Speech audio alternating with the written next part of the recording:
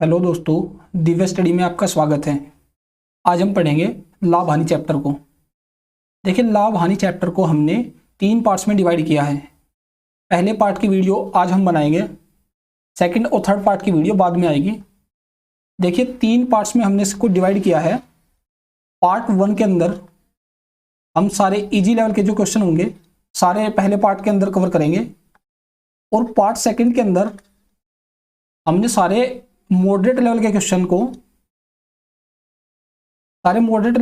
को हमने इसमें रिकवर किया है। और जो पार्ट थर्ड आएगा उसमें हमने सारे हार्ड क्वेश्चन को लिया है। देखिए, इन तीनों पार्ट्स के अंदर लाभ हानि के जितने भी टाइप के क्वेश्चन बनते हैं उन सभी क्वेश्चन को इसमें कवर कर लिया जाएगा। पहले पार्ट के अंदर हम 20 क्वेश्चन लाएंगे। 20 के 20 क्वेश्चन सभी अलग अलग टाइप के होंगे और एक टाइप का केवल एक ही क्वेश्चन करवाया गया है। देखिए, किसी भी किताब का कोई भी क्वेश्चन हो, सारे क्वेश्चन के सभी टाइप के क्वेश्चन आपको इसमें मिलेंगे। ठीक है, तो इत्मीनान से पहला वीडियो देखिए, सेकंड और थर्ड वीडियो भी आएगा, उसको भी देखिए आप पेन और कॉपी लेकर जरूर बैठिएगा और हर एक क्वेश्चन खुद पहले करके देखिए, वीडियो को पॉज करके, और उसके बाद जो मैंने सॉल्यूशन करवाया है बाद में उसको देखिए, ताकि आपको पता चले कि आपकी तैयारी कितनी है और कितनी आपको करनी है। ठीक है, तो चलिए शुरू करते हैं। इस पार्ट में मैं आपको लाभ हानि चैप्टर की सारी बेसिक्स भी बताऊंगा, लेकिन दूसरी और तीसरी वीडियो में मैं आपको बेसिक नहीं बताऊंगा। तो चलिए अब शुरू करते हैं। देखिए, लाभ हानि चैप्टर के अंदर 4 प्रकार की टर्म्स होती हैं, मेनली 4 ही होती हैं। देखिए, एक होता है करीय मूल्य, जिसे हम कहते हैं कॉस्ट प्राइस, इंग्लिश में सीपी लिख देते हैं शॉर्ट में, सीपी कॉस्ट प्राइस। दूसरा होता है विक्रय मूल्य यानी सेलिंग प्राइस, एसपी। क्रय मूल्य वह होता है जिस पर कोई वस्तु खरीदी जाती है, और विक्रय मूल्य पर बेची जाती है। जब कोई व्यक्ति किसी वस्तु को खरीदकर उसे बेचता है तो उसे या तो लाभ होगा, लाभ यानी प्रॉफिट, या फिर उसे होगी हानि यानी लॉस। अब हम देखेंगे कि आप लाभ या हानि कैसे निकाल सकते हैं। देखिए, लाभ निकालने के लिए आपको सेलिंग प्राइस में से कॉस्ट प्राइस घटाना पड़ेगा, यानी जितने की वस्तु बेची है और जितने की खरीदी थी उनका अंतर ही लाभ होगा। ठीक है, और हानि निकालने के लिए सीपी में से एसपी घटाएंगे, यानी क्रय मूल्य में से विक्रय मूल्य घटाएंगे। विक्रय मूल्य इसलिए घटाएंगे क्योंकि इसमें सेलिंग प्राइस कम होगा, क्योंकि ज़्यादा में वस्तु खरीदी थी और कम में बेची है तभी तो लॉस होगा, इसलिए इसमें सीपी में से एसपी घटाएंगे। ठीक है, अब 2 चीज़ें और देखिए आपको मेनली इस चैप्टर में निकालना होता है लाभ परसेंटेज, लाभ प्रतिशत। ठीक है, लाभ प्रतिशत निकालने के लिए ऊपर आप लाभ रखेंगे और नीचे रखेंगे क्रय मूल्य यानी सीपी गुणा में 100। यह होता है लाभ प्रतिशत निकालना। ठीक है, अब हानि प्रतिशत निकालने के लिए आप ऊपर हानि रखेंगे और नीचे रखेंगे क्रय मूल्य गुणा 100। ठीक है, ये निकल गया हानि प्रतिशत। चलिए, इसमें एक चीज और जोड़ लीजिए। मान लीजिए आपको 20% का लाभ दिया है, ये लाभ दिया है, प्रॉफिट दिया है 20%। जब आप इसे फ्रैक्शन में तोड़ेंगे, भिन्न में तोड़ेंगे, तो परसेंट को हटाकर आप इसके नीचे 100 लिखेंगे। 20 एकम 20, 20 पंचे 100। तो जो ऊपर होगा वो हमेशा लाभ होगा और जो नीचे होगा वो हमेशा क्रय मूल्य होगा, या फिर वह विक्रय मूल्य होगा। विक्रय मूल्य जब होगा जब उसने कहा होगा कि जो लाभ है वो विक्रय मूल्य पर अनुमानित किया गया है या परिकल्पित किया गया है, या विक्रय मूल्य को ध्यान में रखते हुए लाभ निकाला गया है, या फिर कहेगा कि विक्रय मूल्य पर ही लाभ निकाला गया है, तब आप इसे विक्रय मूल्य मानेंगे। नहीं तो यह हमेशा, अगर साधारण लाभ है या वास्तविक लाभ है तो आप इसे हमेशा क्रय मूल्य ही मानेंगे, ऊपर हमेशा लाभ ही होगा। मान लीजिए आपको हानि परसेंटेज दे रखा है कि हानि प्रतिशत 10 है, 10% हानि हुई है, तो 10% को जब आप फ्रैक्शन में तोड़ेंगे तो यह हो जाएगा 1/10, यानी ऊपर होगा हानि और नीचे होगा क्रय मूल्य। विक्रय मूल्य भी हो सकता है जब आपको स्पेशल कहा जाए कि यह विक्रय मूल्य पर हानि हुई है, तभी यह विक्रय मूल्य होगा, नहीं तो हमेशा यह क्रय मूल्य होगा। इस बात को आप आगे चलकर और अच्छे से समझेंगे। तो चलिए पहला क्वेश्चन देखते हैं। देखिए पहला क्वेश्चन बहुत ही आसान है। एक व्यक्ति ने 12 वस्तुएं 12 रुपए में खरीदकर ₹1.25 प्रति वस्तु के भाव से बेच दी।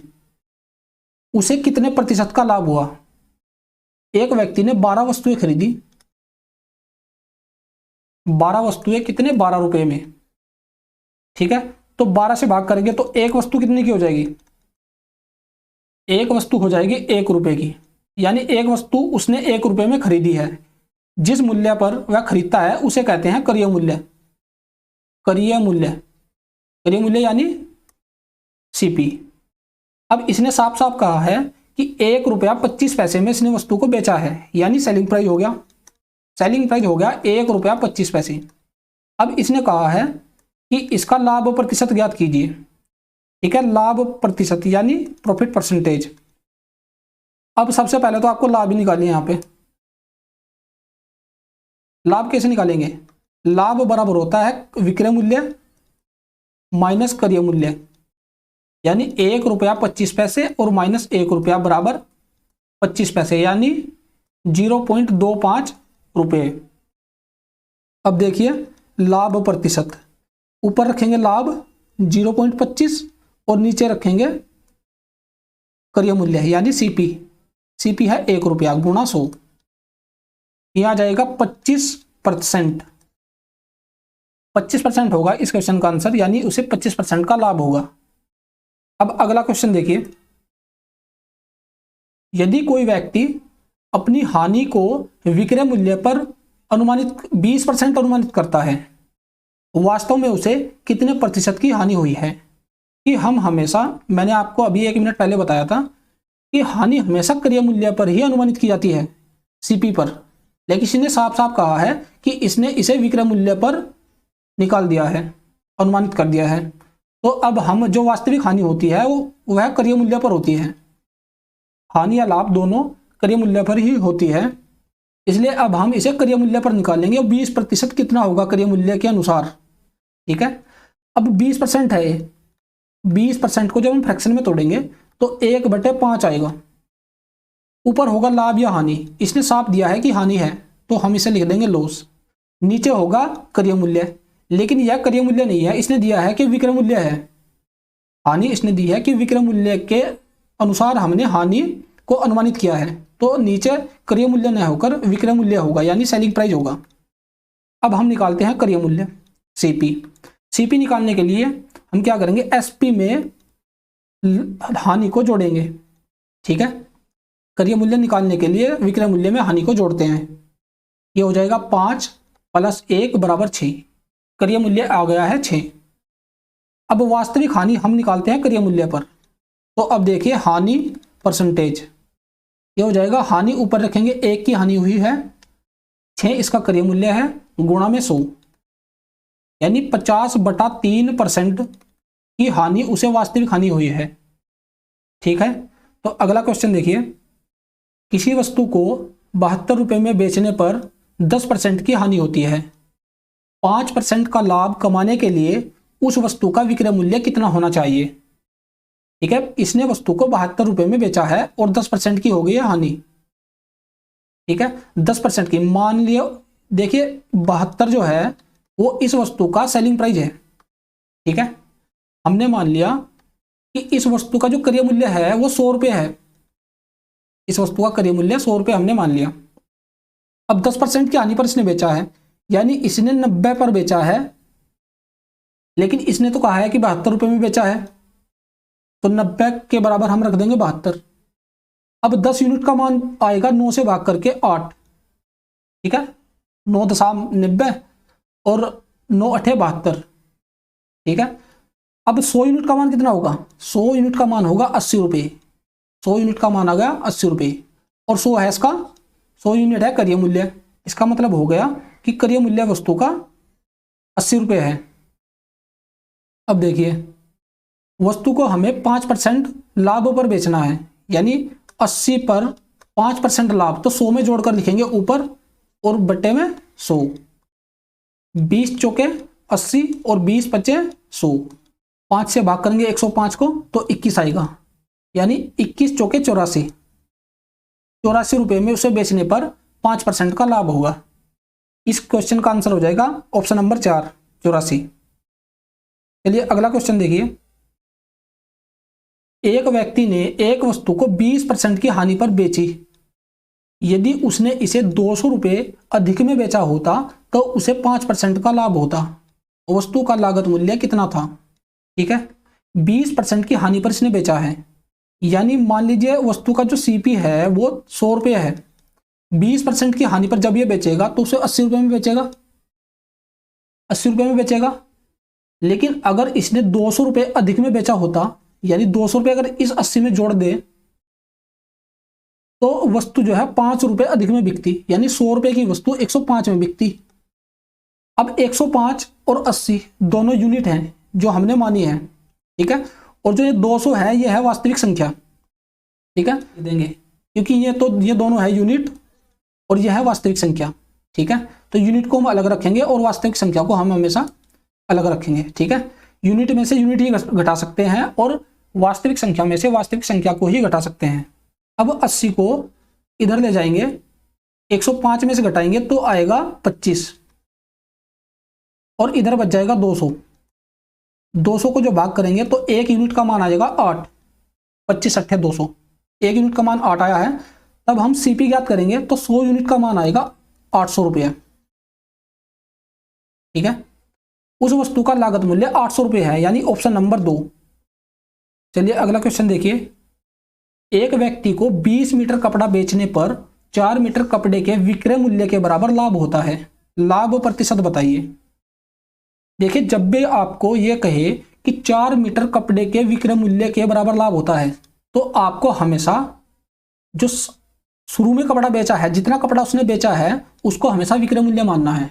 अगर इसने बोला होता कि 4 मीटर कपड़े के क्रय मूल्य के बराबर लाभ होता है तो हम इस 20 को क्रय मूल्य मानते, लेकिन इसने अभी कहा है कि 4 मीटर कपड़े के विक्रय मूल्य के बराबर लाभ होता है तो हम इस 20 को विक्रय मूल्य मानेंगे हमेशा, ठीक है।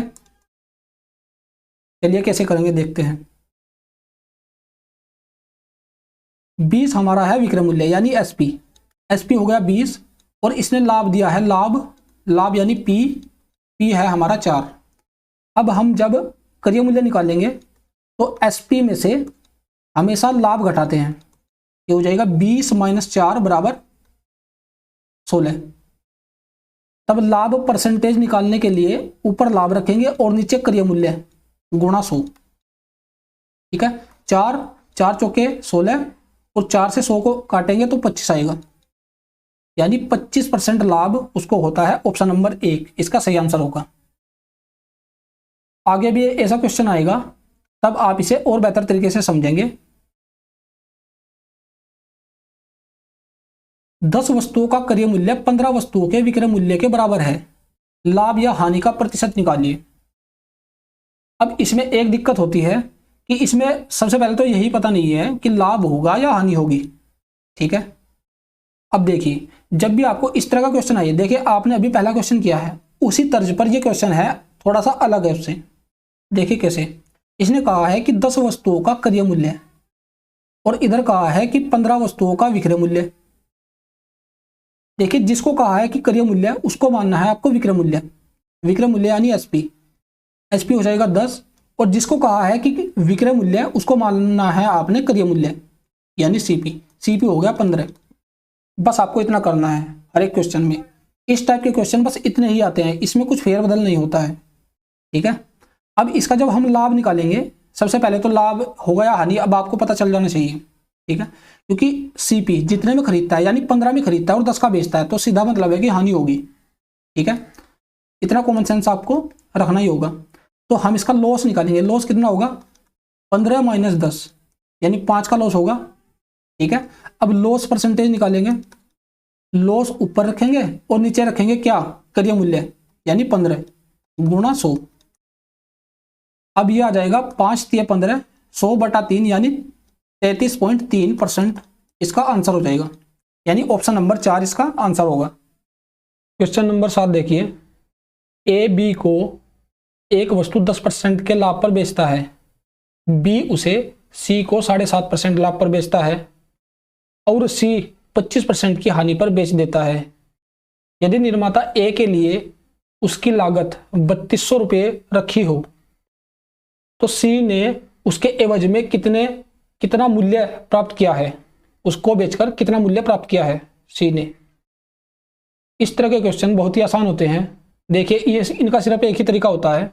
देखिए ए ने 10% लाभ पर बेचा है तो 10% का फ्रैक्शन होगा 1/10, ऊपर लाभ और नीचे क्रय मूल्य, यानी 10 रुपए की चीज 11 रुपए में उसने बेची है।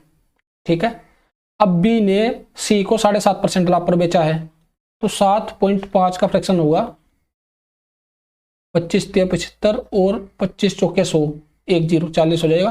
तो 40 की चीज इसने 43 रुपए में बेची है। अब सी ने 25% हानि पर बेचा है।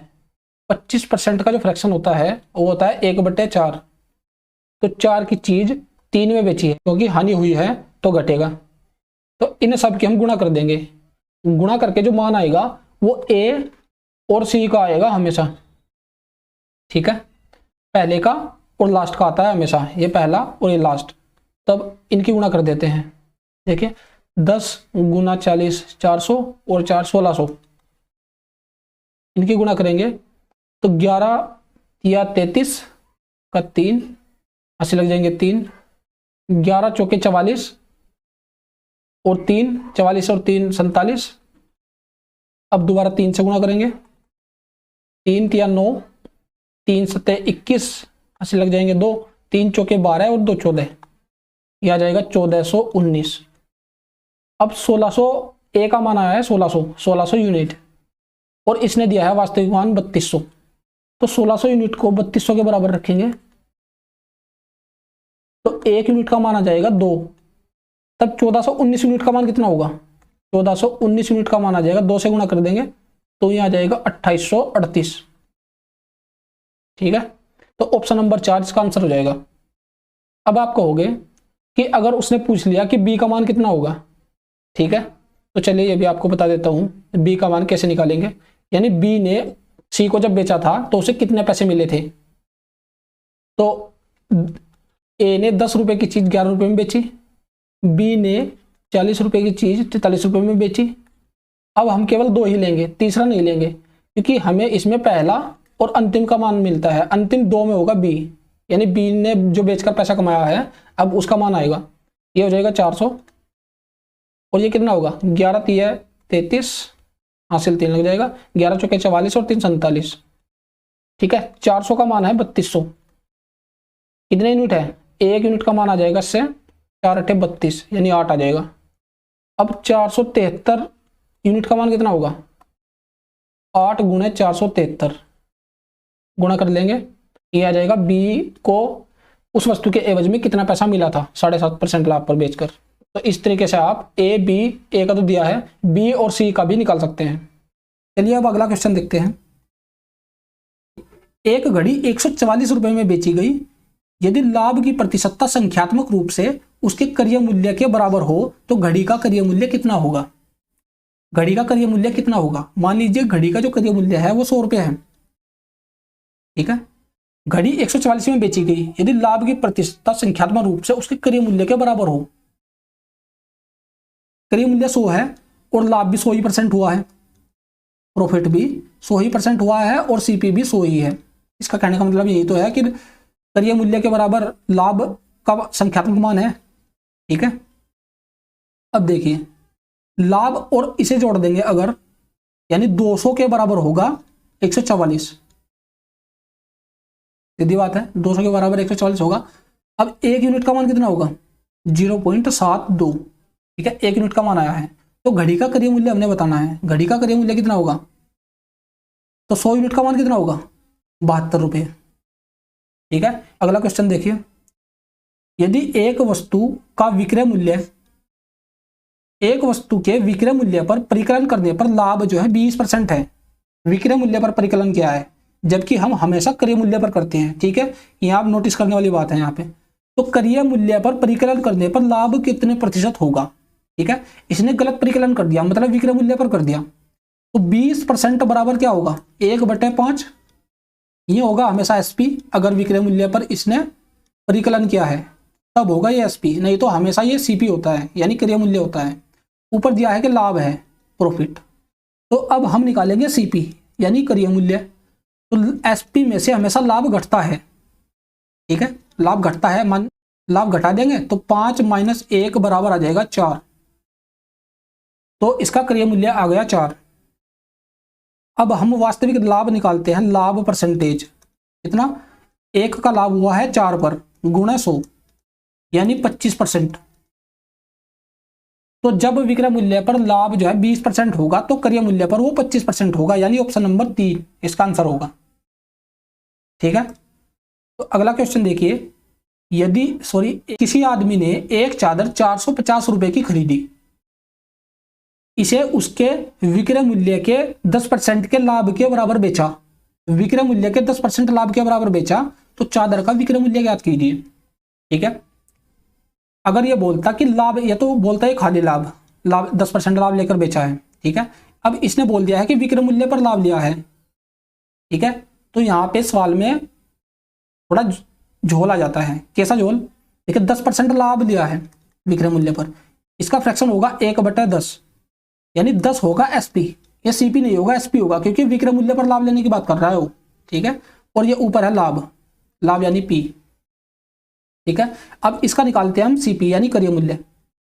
सीपी होगा 9, क्योंकि इसमें से लाभ घटा देंगे एसपी में से, लेकिन इसने दिया है 450, ठीक है।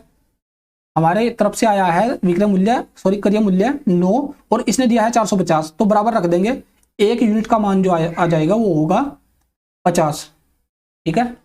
अब इसने कहा है कि विक्रय मूल्य ज्ञात कीजिए। अब विक्रय मूल्य हमारा है 10, यानी 10 यूनिट का मान निकालना है। 10 यूनिट का मान हो जाएगा 500 रुपया, ठीक है। तो 500 रुपये इसका आंसर होगा सही। चलिए अब अगला क्वेश्चन देखिए, क्रय मूल्य पर लाभ की कितनी प्रतिशतता विक्रय मूल्य पर लाभ के 30% के बराबर होगी। अब इसने पूछा है कि अगर हम विक्रय मूल्य पर लाभ निकाले, मान लीजिए वो लाभ हमारा 30% आता है, ठीक है, तो क्रय मूल्य पर यह लाभ कितना होगा, कितने परसेंट होगा, ये चीज हमें इसमें बतानी है, ठीक है।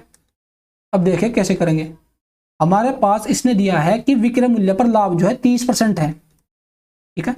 जब हम 30% की फ्रैक्शन निकालेंगे तो बटे में रखेंगे 100, आ जाएगा 3/10, यानी जो लाभ है वो है 3 और जो एसपी है सेलिंग प्राइस है वो है हमारा 10।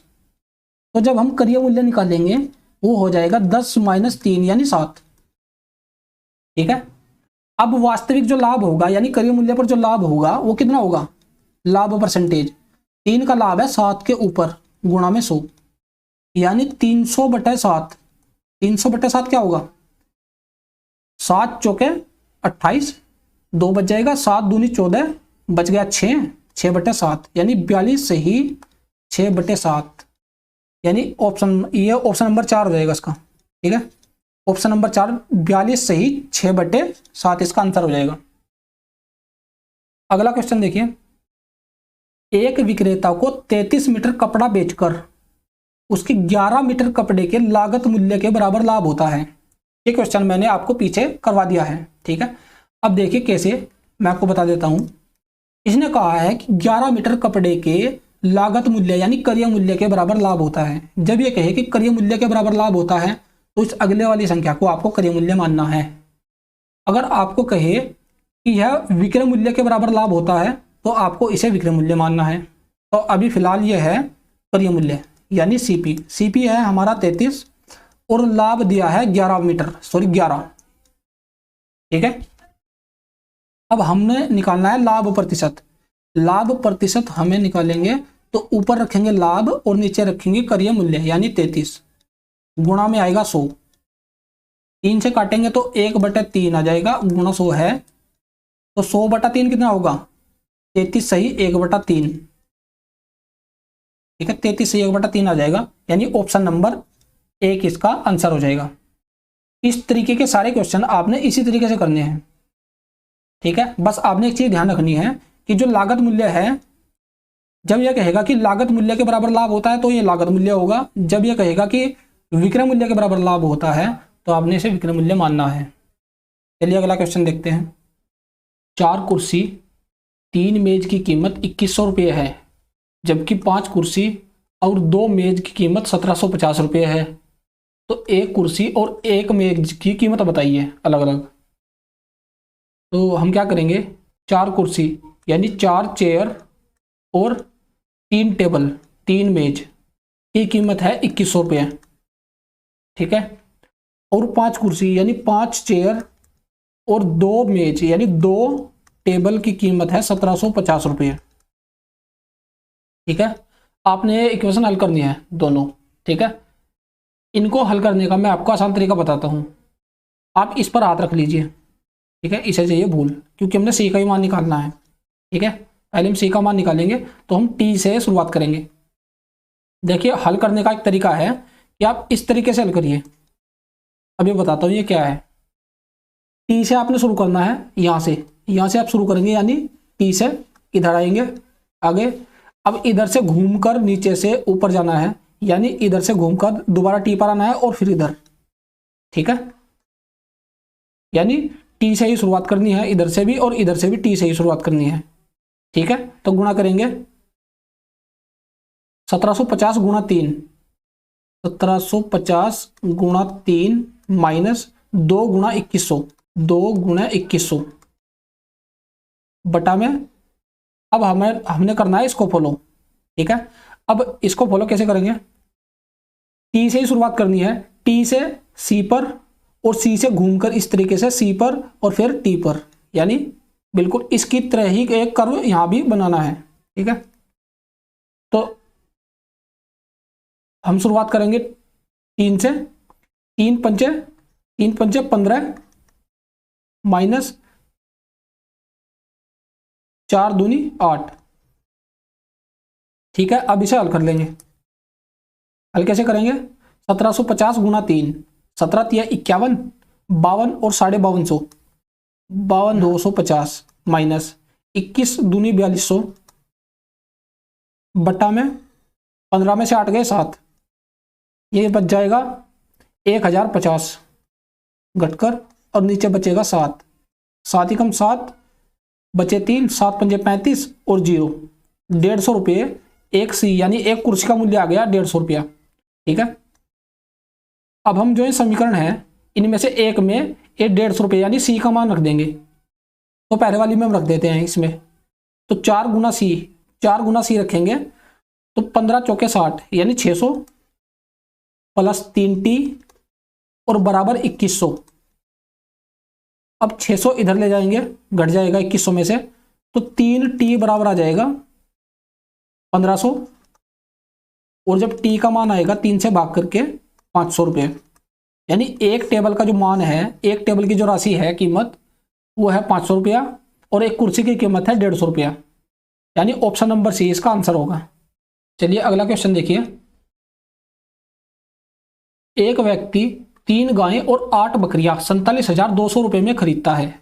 यदि उसे 8 गायें और 3 बकरियां खरीदी होती तो उसे 53,000 और देने होते, ठीक है। 47,000 और 53,000 और देने होते, तदनुसार एक गाय का क्रय मूल्य कितना होगा, ठीक है। गाय का सीपी बताना है, ठीक है।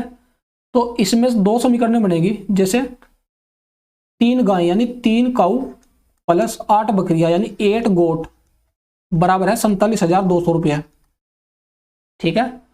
अब दोबारा अगर उसने खरीदी होती 8 गायें यानी 8 काऊ प्लस 3 बकरियां यानी 3 गोट, तो उसे देने होते कितने, 53,000 और देने होते, यानी 47,000 तो देता ही, 53,000 और देने होते, तो कितने हो गए 1,02,000 रुपये।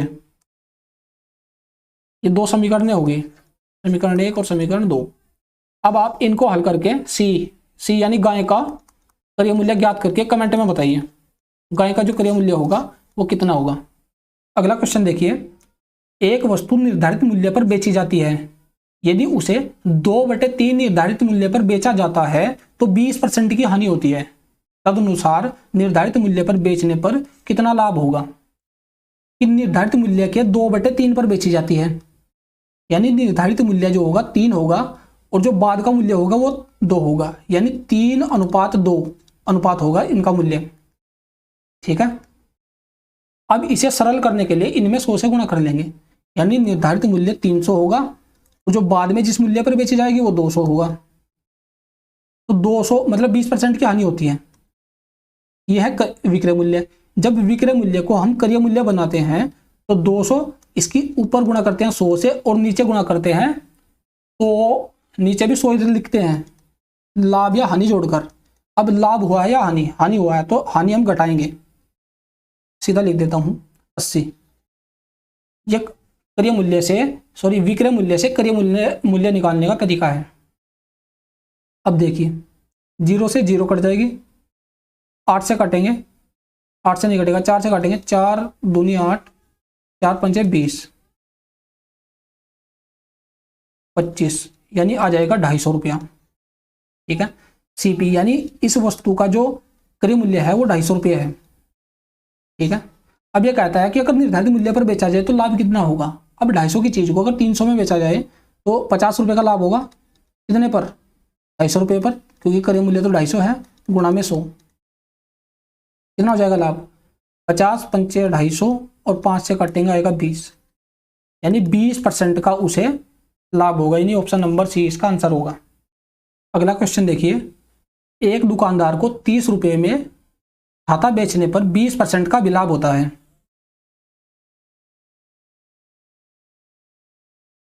बीस % का भी लाभ होता है। सेल के समय वह 10% की छूट देता है, सेल के दौरान उसका लाभ प्रतिशत कितना होगा, ज्ञात कीजिए। ठीक है, 30 रुपये में छाता बेचता है हमेशा और 20% का लाभ पाता है, तो सबसे पहले इसने दिया है सेलिंग प्राइस, सेलिंग प्राइस है 30 रुपया। अब हमने निकालना है क्या, सीपी यानी क्रय मूल्य। क्रय मूल्य है 30 गुणा 100 बट्टा कितना, 20% का लाभ यानी 120, 30 एकम 30, 30 तो क्या 120, यानी 25 रुपये। उसका क्रय मूल्य 25 रुपये होगा। ठीक है, 30 रुपये में बेचता है और 20% का लाभ कमाता है, लेकिन सेल के दौरान वह 10% की छूट देता है, यानी जो 30 है इस पर 10% की जब छूट देगा तो 90% कितना होगा 30% का, 2 0 से 2 0 कट जाएगी, 9 या 27, यानी 27 रुपये में बेचता है। SP2 यानी सेल के दिन वह 27 रुपये में वस्तु को बेचता है। 25 रुपये की चीज को जब वह 27 रुपये में बेचेगा तो लाभ कितना होगा, यानी लाभ परसेंटेज सेल के दौरान, सेल के दौरान 2 रुपये का लाभ होगा 25 रुपये के ऊपर, गुणा में 100, 25 चौके 100, 4 दूनी 8, यानी 8% का उसे लाभ होगा सेल वाले दिन, यानी ऑप्शन नंबर ए इसका आंसर हो जाएगा। इस वीडियो में मैंने सारे आसान क्वेश्चन लिए हैं, दूसरे वीडियो जब आएगा उसमें सारे मॉडरेट लेवल के क्वेश्चन होंगे, जब तीसरा वीडियो आएगा तो उसमें सारे हार्ड लेवल के क्वेश्चन होंगे। एक भी क्वेश्चन मैं लाभ हानि का नहीं छोड़ूंगा जो इन वीडियो में नहीं करवा दिया जाएगा। अगला क्वेश्चन देखिए, किसी वस्तु को 69 रुपये में बेचने पर बेचने के बजाय 78 रुपया में बेचने से लाभ का जो प्रतिशत है वो 2 गुना हो जाता है। लाभ का प्रतिशत 2 गुना जब होगा जब लाभ ही 2 गुना होगा। ठीक है, उस वस्तु का क्रय मूल्य कितना होगा, सीपी ज्ञात करना है। सेलिंग प्राइस दिया है 69 रुपये, मान लीजिए उसका जो लाभ है वो पी है, हमने मान लिया कि जो लाभ है, माना लाभ पी है, तो जब 69 रुपये का उसने बेचा है और पी का लाभ हुआ, अगर जब पी घटा दिया तो क्रय मूल्य आ जाएगा। ठीक है, क्रय मूल्य आ गया, लेकिन 78 रुपये में जब बेचा है तो उसे लाभ पी नहीं 2p हुआ है, जब 2p घटा देंगे तो ये भी क्या आ जाएगा, क्रय मूल्य आ जाएगा। अब क्रय मूल्य ये भी और ये भी क्रय मूल्य, तो हमने इनको रख दिया बराबर। ठीक है, जब इनको बराबर रख देंगे तो पी का मान यहाँ से निकाल लेंगे, कैसे, पी को इधर लाएंगे तो पी बच जाएगा, एक पी घटकर पी बच जाएगा, और जब इसको इधर लाएंगे तो कितना बचेगा 9, यानी उसको 9 रुपये का लाभ होता है। ठीक है, 69 रुपये में 9 रुपये का लाभ होता है, तो क्रय मूल्य कितना होगा, 69 माइनस 9, 60 रुपये की वस्तु है वो, तो 60 रुपये उसका क्रय मूल्य होगा। ऑप्शन नंबर डी इसका आंसर हो जाएगा। अगला क्वेश्चन देखिए, चावल के मूल्य में 20% की कमी होने से एक क्रेता 1200 रुपये में 5 किलो चावल अधिक खरीद पाता है। ठीक है, 20% की मूल्य में कमी हो गई है और क्रेता जो है, जो खरीदता है, वो 1200 रुपये में 5 किलो चावल अब अधिक खरीद सकता है। तो चावल का घटा हुआ मूल्य प्रति किलोग्राम ज्ञात कीजिए। ठीक है, तो जो 5 किलो चावल खरीदता है, 5 किलो 1200 रुपये में 5 किलो चावल अधिक खरीदता है। अगर वो पहले 1200 रुपये में x किलोग्राम खरीदता था, तो अब वो x प्लस 5 किलोग्राम खरीदता है, यानी 5 किलो ज्यादा खरीदता है। क्यों? क्योंकि 20% मूल्य में कमी आ गई है। ठीक है, 20% मूल्य में कमी आ गई है। तो देखिए 20% कितना होगा। तो अब देखते हैं कि 1200 का 20% है कितना, जिसकी वजह से 5 किलोग्राम अधिक खरीदता है। तो 2 जीरो से 2 जीरो कट जाएगी, यह जाएगा जी 12 दूनी 24, यानी 240। यानी 5 किलोग्राम का जो मूल्य है वो 240 रुपये है। अब 1 किलोग्राम का कितना मूल्य हो जाएगा? 5 तो के 20 और 5 अट्ठे 40, यानी 48 रुपये नया मूल्य है घटकर। ठीक है, घटकर आपका 48 रुपये नया मूल्य होगा। ये इसका आंसर हो जाएगा ऑप्शन नंबर सी। अब देखिए, एक स्टोर में लागत मूल्य के 25% लाभ पर घड़ी बेची जाती है। विक्रय मूल्य पर लाभ का प्रतिशत कितना होगा? क्रय मूल्य पर लाभ 25% है, तो विक्रय मूल्य पर लाभ का प्रतिशत जो है कितना होगा? तो 25% का जो फ्रैक्शन होगा वो होगा 1/4, यानी ये होगा क्रय मूल्य क्योंकि वास्तविक लाभ है, और ये होगा लाभ यानी पी। अब जब हम एसपी निकालेंगे तो एसपी होगा 4 + 1 5। विक्रय मूल्य पर लाभ कितना होगा? लाभ परसेंटेज। विक्रय मूल्य पर लाभ निकालने के लिए नीचे रखेंगे विक्रय मूल्य, ऊपर लाभ रखेंगे, गुणा में आ जाएगा 100। 5 से काटेंगे आ जाएगा 20, यानी 20% इसका आंसर होगा। ऑप्शन नंबर बी इसका आंसर होगा। लास्ट क्वेश्चन देखिए, एक दुकानदार ने अपना 1/3 सामान 15% की हानि पर बेच दिया। शेष सामान उसने किस लाभ पर बेचना चाहिए कि जिससे वह पूरे सौदे पर 10% का लाभ प्राप्त कर सके? अब हमने मान लिया उसके पास 300 रुपये का सामान था। अब आप कहेंगे 300 रुपये कैसे मान लिया? ठीक है, इसने कहा है कि 1/3 सामान को उसने 15% हानि पर बेचा है। अगर हम मानेंगे कि 100 रुपये का उसके पास सामान था, तो 100 3 से कटता नहीं है, 300 3 से कटता है, इसलिए हमने 300 माना है। ठीक है, अब 1/3 सामान जो है 15% की हानि पर बेचता है। 1/3 सामान मतलब 100 को जब 15% की हानि पर बेचेगा तो कितना होगा? 15% की हानि पर बेचेगा तो 85% पर बेचेगा, प्लस अब 200 को कितने परसेंट लाभ पर बेचे? तो प्लस x कितने परसेंट लाभ पर बेचे बटा 100 कि पूरे सौदे पर 300 रुपये के पूरे सौदे पर उसे 10% का लाभ हो, 10% का लाभ हो। इस तरह का सवाल है। 100 से 100 कट जाएगा, या जाएगा 85 प्लस, तो 2 जीरो से 2 जीरो कट जाएगी, ये हो जाएगा 200 प्लस 2x और बराबर कितना जगह? 2 जीरो से 2 जीरो कट जाएंगे, ये हो जाएगा 330। ठीक है, 2x ये तो हो जाएगा 285। 285 को जब 330 में से घटाएंगे कितना बचेगा? ये बच जाएगा 45। अब x से जब काटेंगे तो आ जाएगा 22.5, मतलब 22 से 1/2%, यानी ऑप्शन नंबर ए इस क्वेश्चन का सही आंसर होगा। ये थे हमारे 20 आसान क्वेश्चन। ठीक है, अब देख लीजिए कि जो मॉडरेट लेवल के और हार्ड लेवल के क्वेश्चन आगे हम आपको करवाएंगे उनका लेवल क्या रहने वाला है। ठीक है, वीडियो अच्छी लगी हो तो चैनल को सब्सक्राइब और वीडियो को लाइक जरूर करिएगा। Thank you.